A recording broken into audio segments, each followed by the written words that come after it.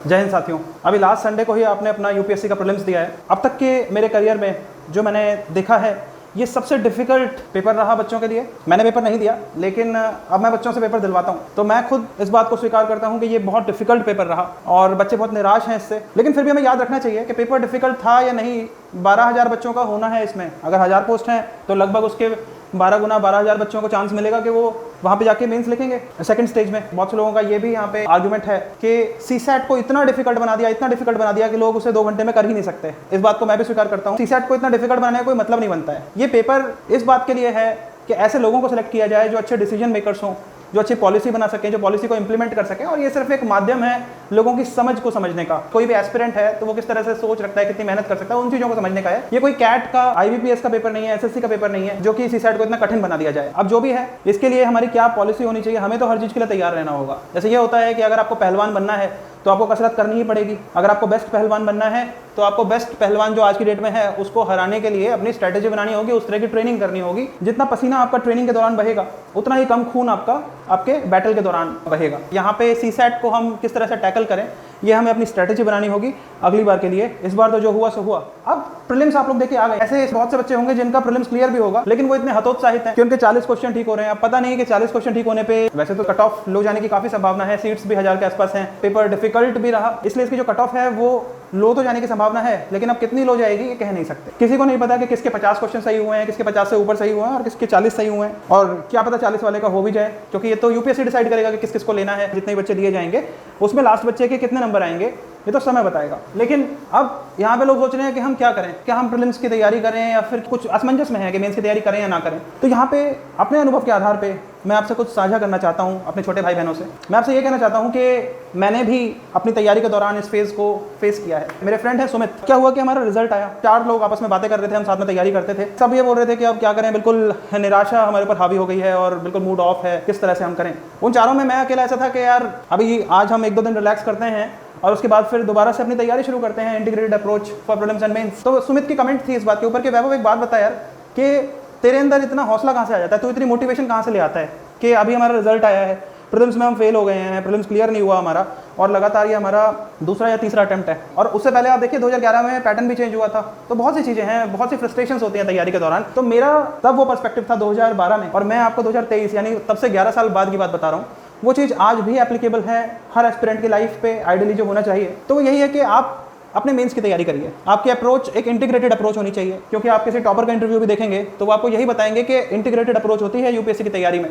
आपको प्रीलिम्स की तैयारी नहीं करनी होती, आपको मेंस की तैयारी करनी होती है। और उस मेंस को थोड़ा सा इस हिसाब से पढ़ें कि प्रीलिम्स पे भी ध्यान दिया जाए। और प्रीलिम्स के जो क्वेश्चन आते हैं वो इतने डेप्थ में पूछे जाते हैं कि आपको अगर मेंस के लिए आपने ढंग से पढ़ा है, जो स्टेटमेंट बेस्ड क्वेश्चंस होते हैं, अगर आपने मेंस के लिए ढंग से पढ़ा है, मुद्दे की समझ है आपको, तो ही सही तरीके से आप उनका आंसर दे पाएंगे। और कॉशियस आपको ये रहना है कि वो करेक्ट पूछ रहे हैं कि इनकरेक्ट पूछ रहे हैं, ट्रू पूछ रहे हैं कि फॉल्स पूछ रहे हैं। अजम्पशन रीजनिंग भी आजकल आने लग गई है, तो बहुत डिफिकल्ट बना रहे हैं। अब लोग कह रहे हैं कि यूपीएससी चाहती क्या है, तो यूपीएससी तो ये चाहती है कि रटंत जो तंत्र चल रहा है उसके हिसाब से बच्चों का सिलेक्शन ना हो और इसमें बेस्ट ऑफ द बेस्ट बच्चे का सिलेक्शन हो, best of the best aspirant का सिलेक्शन हो, ताकि best of the best talent हमारे देश के लिए तैयार हो। ब्यूरोक्रेट्स को जो स्टील फ्रेम कहा जाता है इंडिया की डेमोक्रेसी का, वो जो स्टील फ्रेम है इकोनॉमिक डेवलपमेंट का, नेशन बिल्डिंग का, तो स्टील फ्रेम को वाकई में स्ट्रांग होना चाहिए। और इसीलिए यूपीएससी इसको दिन ब दिन कठिन बनाती जा रही है। 12,000 बच्चों का होना ही है। अब आपको यहाँ पे एक ही चीज़ रखनी है, अपने आप को इस बार जैसा पेपर आया है, अब मान लीजिए कि अगली बार भी ऐसा ही पेपर आएगा, इससे भी डिफिकल्ट हो सकता है।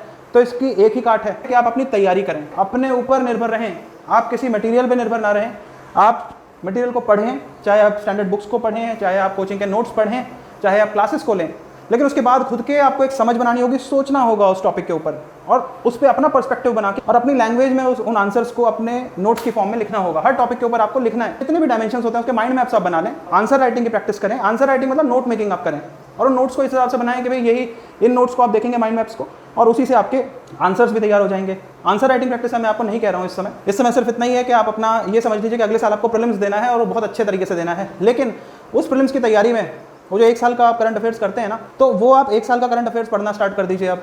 लेकिन उसके नोट्स इस तरीके से बनाइए कि उसको मेंस में अगर आपको वो टॉपिक आ जाए, आपसे क्या क्या क्वेश्चंस पूछे जा सकते हैं, उन चीज़ों को ध्यान में रखते हुए आप अपनी वो बातें लिखें और एक शॉर्ट हैंड में, कीवर्ड फॉर्म में, flow chart, mind map form में अपने नोट्स तैयार करें। ये माइंड मैप्स कैसे बनाने हैं, ये फ्लो चार्ट कैसे बनाना है, ये कीवर्ड फॉर्म में नोट्स कैसे बनाने हैं, इसके ऊपर हम एक सेपरेट वीडियो भी ले आएंगे। लेकिन मैं फिर भी आप लोगों के रेफरेंस के लिए एक बार आपको बता देता हूँ कि जैसे कोई टॉपिक आपको लिखना है, जैसे कि मॉनसून, एक थ्योरी है कि लैंड ये हीटअप होता है तो एयर राइज अप होगी, एयर सैचुरेट होती जाएगी, और उसके बाद एक समय जब आएगा जब, तो इस तरह से आप फ्लो चार्ट बना सकते हैं। अब माइंड मैप की अगर हम बात करें तो माइंड मैप कुछ इस तरीके का होगा। यहाँ पे आप लिखेंगे इंडिया, चाइना, तो आप लिखेंगे कि 1950s में क्या हुआ, फ्रेंडली थे, ठीक है। 1962 में क्या हुआ, वॉर हुआ। 1971 में क्या हुआ, उसमें हुआ बांग्लादेश। 1974 China's reaction. तो जैसे आपको ये एक टॉपिक के ऊपर लिखना है तो आप इस तरह से माइंड मैप्स बना सकते हैं, और आप इसको देखेंगे तो कीवर्ड आपने लिखे हैं और जस्ट आपको समझ आ गया कि भाई इंडिया चाइना के जो रिलेशंस हैं उसमें ये टाइमलाइन है और इस तरीके से ये सारी चीज़ें हैं। ऐसे आप कर सकते हैं। ऐसे और भी किसी भी टॉपिक के ऊपर आप माइंड मैप अपना बना सकते हैं। एक एग्जाम्पल और लेते हैं, जैसे कि ये हो गया एक टॉपिक है चैट जीपीटी। अब इसके लिए आप लिखेंगे who, What, when, where, why, how।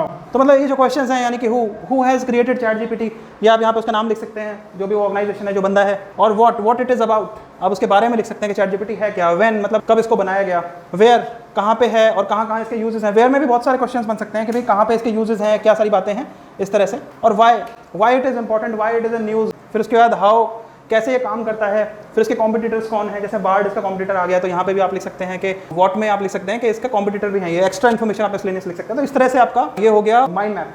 तो ये हो गया फ्लो चार्ट, ये माइंड मैप। तो आपको इस तरीके के नोट्स बनाने हैं, हर टॉपिक को लेकर आप इस तरह के नोट्स बनाएं। फिर उसके बाद एक नोट्स ये भी होते हैं कि जैसे आप, ये पेज है पूरा, यहाँ पे आप अपने नोट्स बना रहे हैं, तो यहाँ पे राइट में आप राइट साइड में मार्जिन छोड़ दें। उसके बाद आपने यहाँ पे जो लिखा हुआ है ना, इस पूरे को पढ़ दिया, तो यहाँ से जो मेन कीवर्ड निकल के आ रहा है उस कीवर्ड को आप यहाँ पे लिख दें। फिर इस सेकंड पैरा में जो मेन कीवर्ड आ रहा है उस कीवर्ड को आप यहाँ लिख दें। थर्ड पैरा में जो मेन कीवर्ड आ रहा है उस कीवर्ड को आप यहाँ लिख दें। तो यहाँ पे कीवर्ड 1, कीवर्ड 2 और कीवर्ड 3 इस तरह से आ गया। तो ये पूरा जो पैराग्राफ है ये आपने पढ़ लिया। इसका जो सार है उस सार को आप यहाँ पे 1 या 2 कीवर्ड्स में लिख दें, और फिर यहाँ लिख दें, फिर यहाँ लिखते हैं, और उसके बाद इनको फ्लो चार्ट के फॉर्म में आप ऐसा समझ सकते हैं। तो होगा क्या, आप रिवाइज करेंगे पेपर से एक दिन पहले, तो आपके पास ये मान लीजिए कि 2000 पेजेस हैं जिनके आपने नोट्स बना रखे हैं, तो आप 2000 पेजेस को नहीं पढ़ पाएंगे। लेकिन हाँ, क्योंकि एक पेज पढ़ने में आपको हो सकता है 5 मिनट लगे, लेकिन अगर आपने ये बना रखा है तो आपको वो चंद सेकंड लगेंगे। मतलब आप समझिए कि 10 सेकंड में आप ये देखेंगे, आप पेज पलट देंगे। वो जो 2000 पेजेस हैं वो आप उस समय नहीं पढ़ पाएंगे पूरे के पूरे। वो सारी चीज़ें ठीक है कि आप उसमें इंपॉर्टेंट कीवर्ड्स को हाईलाइट, अंडरलाइन करेंगे पहले, फिर हाईलाइट करेंगे, लेकिन यहाँ पे आपको कीवर्ड्स लिखने हैं मेन यहाँ से निकाल के, और उन कीवर्ड्स को ऐसे फ्लो चार्ट की फॉर्म में आप इस तरह से यहाँ कीवर्ड्स लिखें, फिर उसके बाद यहाँ पे फ्लो चार्ट की तरह यूज़ करके उसे आप रिवाइज कर सकते हैं। एक बार सिर्फ इसको करें, उसके बाद इन्हें रिवाइज करें। कोई चीज़ आप भूल रहे हैं, आप भूलेंगे नहीं, लेकिन फिर भी आपको दोबारा रिकॉल करनी है, तो फिर आप रिकॉल करने के लिए देख सकते हैं उस चीज़ को। कोई एडिशनल इन्फॉर्मेशन आपको न्यूज़पेपर से मिल रही है तो वो भी आप यहाँ पे ऐड कर सकते हैं। तो आज के बाद जब भी आप अपने कहीं कोई क्लासेस ले रहे हैं, कोचिंग इंस्टीट्यूट में कहीं पे भी हैं, और आप अपने नोट्स बना रहे हैं, रनिंग नोट्स आपके चल रहे हैं, तो यहाँ पे राइट साइड में आपको स्पेस जरूर छोड़नी है, इस चीज़ के लिए प्रोविजनिंग करके रखनी है अपने नोट्स में। ये तो होगा कि किस तरह से मेंस के आपको नोट्स बनाने हैं अपने, और यही मेंस के नोट्स जो हैं ये प्रीलिम्स में भी आपकी हेल्प करेंगे। मतलब ये इंटीग्रेटेड अप्रोच है, 3 तरह के नोट्स बनेंगे आपके, फ्लो चार्ट, माइंड मैप्स और इस तरह के जो रनिंग नोट्स हैं यहाँ पे कीवर्ड्स आप यूज़ करेंगे। तो ये 3 तरह के नोट्स हैं, आप ये बनाइए और अपनी तैयारी करिए, क्योंकि इस बार नहीं हुआ ना, आप अच्छी तैयारी कर लेंगे तो डेफिनेटली आपका अगली बार हो जाएगा। अगर कुछ भी ना हुआ तो तजुर्बा तो होगा। विकास देवकीर्ति सर के ये फेमस वर्ड्स हैं जो दिल को छू जाते हैं, तो हाँ वाकई में तजुर्बा होगा। देखिए परमात्मा है, वो सबका ध्यान रखते हैं और सबकी रोटी का इंतजाम परमात्मा करते हैं, तो ऐसा तो कुछ नहीं है कि आप कुछ कर नहीं पाएंगे। जो आपने यूपीएससी की तैयारी करी है ये आपको औरों से अलग बनाती है, ये आपको भीड़ से अलग बनाती है। आज हो सकता है कि आपके जो बाकी साथी हैं जो अपने यूपीएससी की जिन्होंने तैयारी नहीं करी और अपनी नौकरी में लग गए, हो सकता है कि वो अपने करियर में काफ़ी आगे निकल गए हो, 5 साल 10 साल, कई लोगों के 10-10 साल खराब हो जाते हैं इसमें, 5 साल तो खराब हो ही जाते हैं। तो वो चीज़ है कि अगर ऐसा भी किसी के साथ हो गया है कि आप 5 साल से लगे हुए हैं, जूझ रहे हैं, या उससे भी ज़्यादा समय हो गया आपको, तो फ्रस्ट्रेट होने की कोई ज़रूरत नहीं है। अभी भी कुछ नहीं बीता है, अभी भी यू कैन मेक इट। आप अपनी तैयारी को सही करें, ये जो मैंने आपको तरीका बताया है इस तरह से अपने नोट्स बनाने को शुरू करें आप, और अपनी तैयारी जो है वो अगले साल के लिए शुरू कर दें, और मेंस के हिसाब से आप तैयारी करें। आज पैनिक ना करें बिल्कुल भी, जो होगा वो सही होगा। आप औरों से बेहतर हैं, और जब आप इतना कुछ पढ़ लेंगे, इतनी नॉलेज ले लेंगे, जो ये नॉलेज है ना ये बेकार नहीं जाएगी, ये आपके अगले मेंस में काम आ जाएगी। स्टेट पीसीएस है, आप वहाँ पे भी इस चीज़ को इंप्लीमेंट कर सकते हैं। जो भी स्टेट पीसीएस आए आप उसको भरें जरूर, क्योंकि यूपीएससी की जो आप तैयारी कर रहे हैं इसके अलावा बस थोड़ा सा स्टेट स्पेसिफिक पढ़ना होता है। अगर आप यूपी को लें तो यूपी में ये होता है कि यूपी का ज़्यादा नहीं आता, बस थोड़ा सा कुछ ऐसे टॉपिक्स हैं, ऐसे पॉपुलेशन में से क्वेश्चन ज़्यादा आ जाएंगे, तो वो सारी चीज़ें हैं वो आपको देखनी होंगी। जो 10-12 क्वेश्चन उनके आते हैं यूपीएससी के अलावा, उनको आप अलग से तैयार कर लें, उसका स्पेसिफिक मटेरियल आपको पता चल जाएगा, आप थोड़ा रिसर्च करेंगे तो। बाकी यूपीएससी की तैयारी तो आप कर ही रहे हैं, तो जिस भी आप स्टेट के हैं उस स्टेट के पीसीएस को जरूर भरें। उसके अलावा यूपी का जो पीसीएस है उसको भी भरें, क्योंकि यूपी में देखा है कि बाहर की स्टेट के लोगों का भी हो जाता है। बिहार के बारे में भी मैंने सुना है, लेकिन मैंने खुद क्योंकि वो कभी दिया नहीं तो मैं कुछ कमेंट नहीं कर सकता उसके ऊपर, लेकिन हाँ यूपी के साथ तो ऐसा है। और रेगुलर बेसिस पे हम देखते हैं कि हर साल होता है यूपी का पेपर, यूपी पीसीएस भी होता है, समीक्षा अधिकारी भी होता है, और वो आप करते रहें, लेकिन अल्टीमेट ऑब्जेक्टिव है आपका आईएएस का पेपर क्लियर करना। तो आप अपनी तैयारी इस तरीके से करें, एक बार करके तो देखें, आप अपने आप फर्क को महसूस करेंगे। इस तरह के नोट्स बनाएंगे तो खुद आपके अंदर कॉन्फिडेंस डेवलप होगा और उस कॉन्फिडेंस के बेसिस पे आप बहुत अच्छे आंसर लिख के आ सकेंगे। तो फाइनली मैं कंक्लूड कर रहा हूँ अपनी बात को ये बोल के कि आज क्या होगा ये परमात्मा के हाथ में है। इस बार का जो रिजल्ट है इसमें आपका प्रीलिम्स क्लियर होगा नहीं होगा ये परमात्मा के हाथ में है। आपके हाथ में क्या है? आपके हाथ में सिर्फ ये है कि अगर आपको मेंस लिखने का चांस मिलता है तो अपने आप को उसके लिए तैयार रखें। अगर आपको चांस नहीं भी मिलता है इस साल तो क्या आप अगले साल के लिए तैयारी नहीं करेंगे? जो नहीं करेंगे, जिनका कहीं और उन्हें लगता है कि उनकी बात बन गई है, वो इस फील्ड से निकल के नौकरी करना है, बिजनेस करना है, जो भी है, तो वो उनकी प्रायोरिटी है, उनका विवेक है। लेकिन जिन्हें तैयारी अगले साल करनी है तो वो करेंगे ना, तो फिर डिले किस लिए कर रहे हैं? इसमें निराश होने की तो कोई बात ही नहीं है। निराश मत होइए, निराश होने से कुछ भी नहीं होने वाला। आप एक कर्म योगी की तरह अपना कर्म करें। अगर आप मेरी बात को ध्यान से सुन रहे हैं, आप इसे फील कर पा रहे हैं, तो फिर आप एक दिन याद भी करेंगे कि वैभव सर ने आपको ये बात बोली थी और उनकी बात जो है वो चरितार्थ भी हुई है आपके जीवन में। ये आप सबके साथ होगा, कोई भी अछूता नहीं रहेगा इस बात से। आप ढंग से तैयारी करेंगे तो बेनिफिट उसका मिलना ही मिलना है आने वाले समय में। आपकी पर्सनैलिटी चेंज होगी इस सारी नॉलेज के बेसिस पे। तो अपनी नॉलेज को आप एक्सपैंड करें, वास्ट करें, ठीक है ना।